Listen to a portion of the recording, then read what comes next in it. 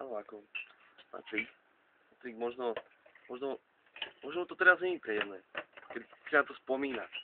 Ale vtedy musel byť zážitok plný krásneho prekvapenia, plný vášne a nespútanej romantiky. Ako to zažívam ja a moji partneri, moji detskí partneri. Zaber na Milana. Poradil by som pánovi Patrikovi, aby si teraz užil nejaký vzťah plný naozajstnej lásky, nejakým malým dieťaťom. Poprosím s tou kamerou, aby si nešiel na ňou tvár, viete, on to ostať v anonimite, takže poprosím.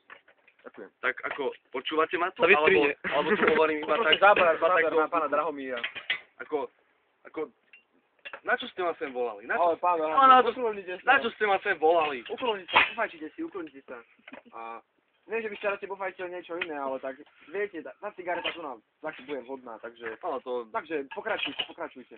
No, pánovi Patrikovi som poradil, aby vyskúšal nejakú dobrú masku. Indulona senzitív pre mužov. A vážne, tak plný lásky. No je to láska. To je moje posolstvo, láska. Láska deťov. Láska deťov. Takže, spýtam sa sleční, že či si o tom myslíte, čo by poradila? Pánovi Patrikovi.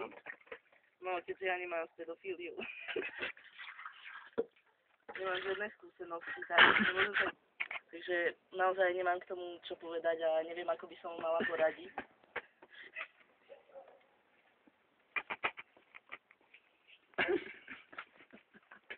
Pánko, nesmete sa! Ale nie, dobre. Kurva. Ideme na to. Klapka.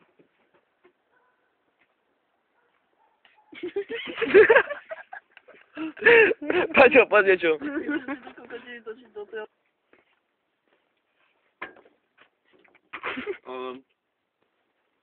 Pánovi Patrikovi by som poradil, aby vyskúšal sex z trojici s 8-ročným a 12-ročným.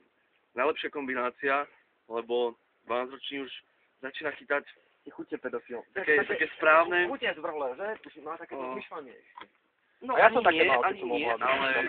A ja som také úchylky mával, keď som mal 12 rokov, takže pokračujeme. 12-ročný chlapec, už máte správne deti, dokáže milovať správnom slova zmysle, ako aj 6-ročný dokáže milovať, ale tá láska... Ale ten tak bere tak zhrub, hrádku. Áno. S vajíčkami. No ako pápa, opäť už si to, ale tak ti náberíme, jak to opäť. Dobre. Bola už začala mať fakt úpaldy. Ako žiari. Poď. Teraz taká. Dávaj to určite. Ja to mám pustené. Stále. To je taká otázočka. Chulostivá, že máte rád, keď tam hrajú s vajíčkami? Takže máte vy rád, keď tam niekto hrá s tými vašimi varlatami? To je jak to musí do piče.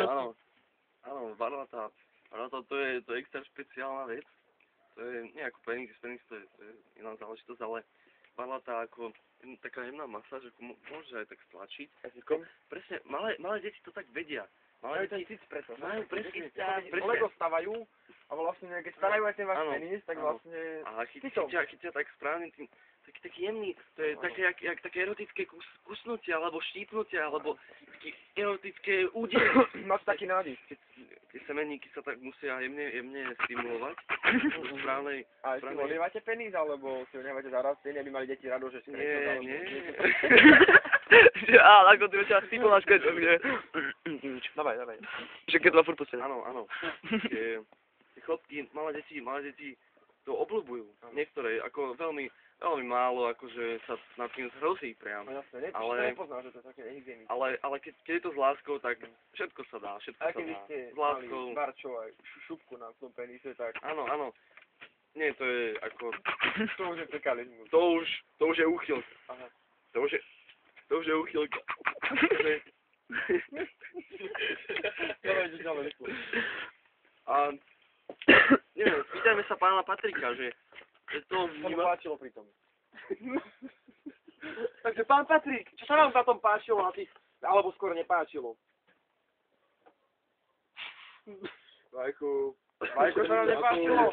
A aké mal to vajko? Veľké, malé? Jedno väčšie, druhé menšie asi, predpokladám. Takže vy už nechcete sa teraz prihovárať, lebo že nás to všetko špatne, áno, takže dobre, my už vás vypustili z tejto relácie.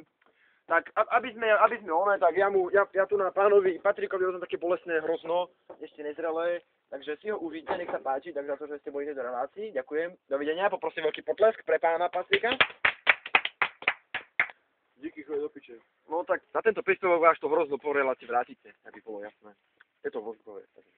Môžete pokračovať, pán Drahomír. Čo si na túto reakciu? To bola podľa mňa taká úplne primitívna reakcia, lebo on... Ešte raz. Nie. Ako to na vás zapôsobil toto výrečný kúsok? Viete čo, je vidieť, že tam ten vzťah, ktorý prebiehal, keď mal 13 rokov, 12. bez lásky. Lebo keby tam... Keby tam byť zase kaos do piče. Ďalej. Keby tam prebiehal... Elektróny a neutróny. Keby tam prebiehala láska, ako ja viem ten správny prístup. Naštudované, áno. Nie naštudované. Máte to už také preskúšané. To je... Preskúkané. Nie, to je z môjho srdca. Z vášho srdca? To je priamo z môjho srdca. Áno. Čo to znamená ten váš pohyb? Tá vaša mimika? To ako tak zrazíte vajíčka, alebo? Ako tak lákate tie detičky, nie? Áno. To malé deti ako keď vidia také symboly nežnosti. Také stimulujúce pohyby. No napríklad, viete, ukážem vám to napríklad. Alebo to ich láka, to keď viete malé dieťa sa hrá na piesku, no, spravíte na to, tak hneď ho zaujmete a už ste pre neho zaujímaví, tak potom už sa to zbližovanie prebieha. Zmrzlina pozývate. Áno, zmrzlina, nie, ja používam bombáry a tie také... Jaký druh bombár? Ale viete čo, nehovorte nám toto, lebo nerobíme reklamu pre tú hrieti. Aha, pardon, nechcel som. Nechceme, aby boli verejne, aby... Tak poviem vám, sladké cukríky a lízatka.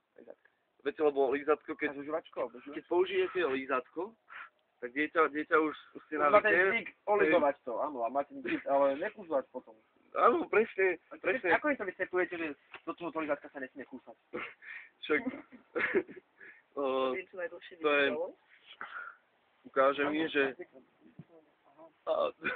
To dieťa... Alebo im vybijete zuby, presne. Alebo sa špecializujete na deti, ktoré ešte zuby nemajú. Nie. Alebo chráničné zuby im dávate? Nie, ako, viete, malé deti majú ten cít, tá nežnosť, keď im vy prejavíte tú nežnosť, tak on vám to vráti. Vieš? Pokračujte. Malý zásek mu dostal pán Drahomír. Je to na ňu moc svetlo, už ma upal.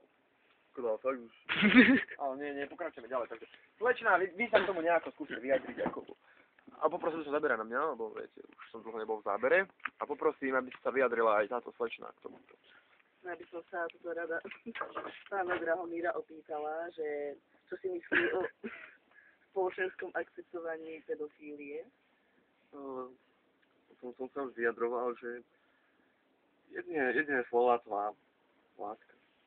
A vy ste aj v tom hnutí za pedofilov, ak sa môžeme opýtať. Áno, legalizujeme vo viacerých štátoch sveta pedofíliu. Nie pedofíliu, to je... Je to strana PDF. Nie, je to zlý výraz, pedofília. Filia, to je láska. Láska? Láska k deťom, tak by som to charakterizoval. Každý to nazýva inak. Áno, ale iba jeden výraz je správny a to je láska k deťom. A čo by ste mi povedali na to, že vo vyspelých štátoch, napríklad v Holandsku sa akceptujú homosexuálne manželstvá, ale napríklad pedofília... Co? Paťo, nemôžete ma povedať doma. No, čo by ste mi povedali na to, že vo všetkých štátoch, či vyspelých, či nevyspelých, Či pri deťoch vyspelých a nevyspelých. Dobre. je pedofília braná ako deviácia. Na rozdiel od tých homosexuálnych. Môžete približiť deviáciu bližšie, lebo niektorí diváci nemôžu, chápete? Úchylka. Aha, takže dobre, tak. Úchylka. Beriem to asi tak, že pedofília je ako Nepochopená. svojím spôsobom Nepreskúmaný taj. nepreskúmaný. Ako vesmír napríklad. A čierna diera. Kakovodera. Áno. Áno, je to Pomimo, môžem sa tam pomimo otázku, že tieto vaše vlasy to pedofili nosia, alebo ako, lebo...